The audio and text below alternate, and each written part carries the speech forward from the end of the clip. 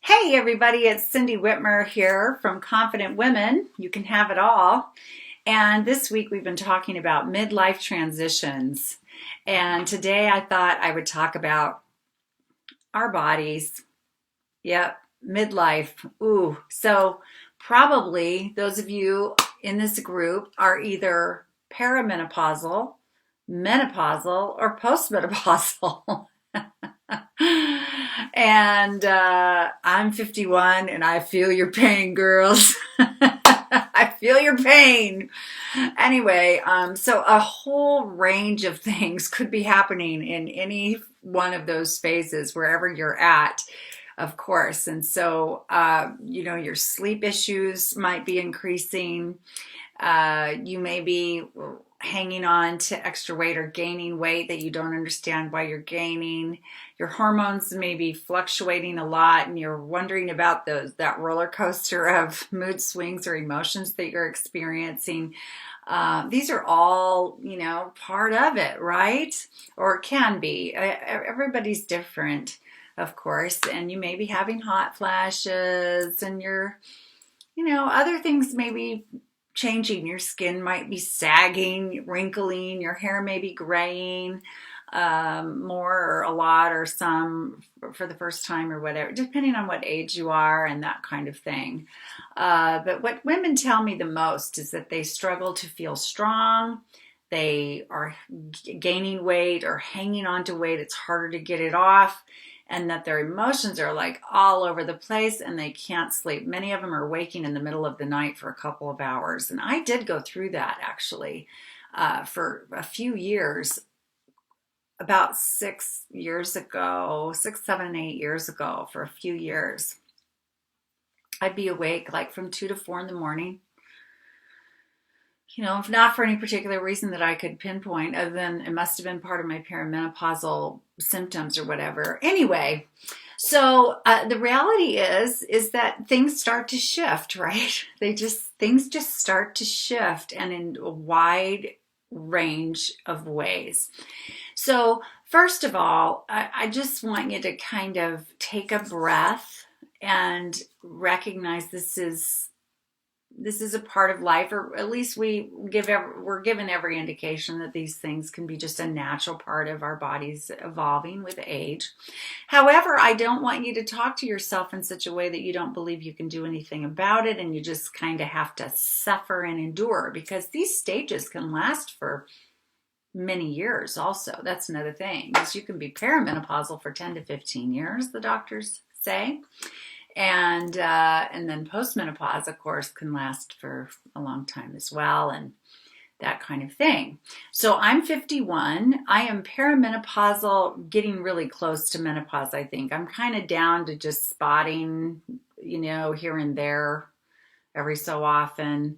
And my hot flashes are decreasing now. I'm sleeping through the night, some different things. But, or most of the time I am. But who knows, who knows?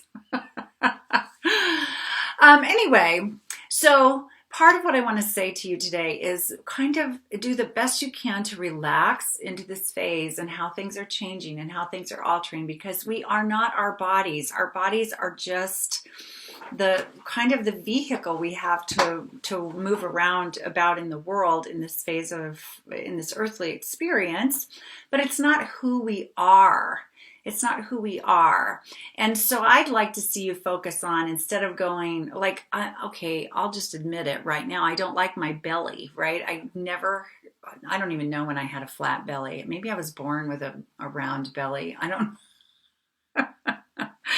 And although I lost 45 pounds last year and lost several inches off my waist, for sure, I still have extra weight there that I can grab, like a big old grab. And so if I'm going to pick on myself about anything and be critical, it's my belly fat. And so we all, I know you're out there saying, even if you're a thinner woman than me, or you're, there's something you don't like about yourself. A friend of mine last week said, I'm too tall, my feet are too big, I have a hard time finding shoes and clothes. I know we criticize ourselves about our looks, our size, our hair, our skin, something we find wrong, right? So I really challenge you to build your strength as a woman and confidence in yourself by finding all the things you appreciate about your body. I mean, just think about this for a second. Most of us are blessed with eyesight, hearing, the ability to speak, the ability to walk, uh, the ability to use our arms and our hands. I mean, I realize some of you have challenges in those areas, or there are times we are compromised in those areas, and bless you in those challenges. But for most of us, most of the time, we have a whole lot to be grateful for about our bodies and what we're able to do with our bodies. It really does take us around our life, and our body has a self-healing mechanism also. We get sick and we can heal, and that kind of thing. The other thing is that your body loves you and responds to you taking good care of it. And so I really challenge you to consider, what are you putting in your body every day, on your body, on your skin? How do you treat your body? How do you treat yourself? Are you exercising 3 or 4 times a week? Are you lifting even small weights or doing some kind of strength training like yoga or planks, or boot camps, or anything that builds strength in your body? Even housework is a workout, and carrying stuff and the hard work of cleaning can be a good workout. A brisk walk 3 times a week can reduce our chances of a heart attack, which is the #1 killer of women over 40 in the United States. And so there are simple ways that you can love your body more. Even if you start going on a 20 to 30 minute walk 3 times a week, you don't have to make it a, fast. You don't have to run a race if you don't want to. It's just go for a walk. Go for a walk. Drink lots of water. You all have access to water, and then choose foods carefully. I'm not saying don't eat the brownie. I eat the brownie. I eat the brownies, but I eat the asparagus, the salads, the apples, the bananas, the peaches, the mangoes, the green beans, the spinach, the kale, all that too, and the proteins and all of that. I'm not a doctor. I'm not an exercise physiologist. I'm not a nutritionist, nothing. I'm a woman who has learned to shift my body. At age 50, I lost 45 pounds. So do not tell yourself the story that you can't change your body because you're a certain age. Because I can tell you honestly, when I started working out regularly and things last year, one of the days I was in the gym, and now almost every day that I'm there, I see women who are far older than me, in their 70s, late 60s and 70s, in yoga class, swimming, lifting.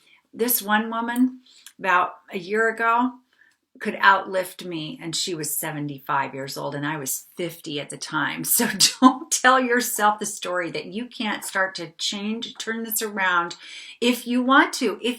Now, if you are happy with who you are and how you are, no matter what size you are, no matter what you look like, hooray to you, because we need to love ourselves most of all, no matter what. That's the most healthy thing you can do, is be loving toward yourself, as far as I'm concerned. But if you don't like something and you want to change it, people have done it before, which means it's possible, and there's no reason at all you can't too. So anyway, I just wish you all the best in this transition in your life. And, if you're having trouble sleeping too, there's a ton of relaxation things you can do. I guess my biggest tip on that is up to 45 minutes prior to the time you want to be asleep at night, stop all technology, do unwinding things. Don't eat, don't drink, don't watch TV, don't get on your phone, don't get on Facebook, none of that stuff. Don't stimulate yourself anyway. Just start winding down. Take a hot bath, get in bed and read a good book or something, have a quiet conversation with someone, have some soothing hot tea that doesn't have any, caffeine in it. Anything that winds you down. Pet the cat. look out the windows, look at the moon, whatever calms you down. Do that for the last 45 minutes before you want to drift off to sleep, and hopefully that will help as well. So anyway, we could talk about this forever too, but that's just that's the encouragement I'm gonna give to you today to move into the weekend. I hope you have a wonderful day, and if I can do anything to serve you, please comment below or private message me. Let's get to know each other better, and I very much want to know what you want to hear about and how I can serve you in this group. I'm super glad you're all here, and if we need to get on the phone and have a call to learn more about each other and see what we can do there, then that is an option as well. Just let me know. Have a great day. Bye.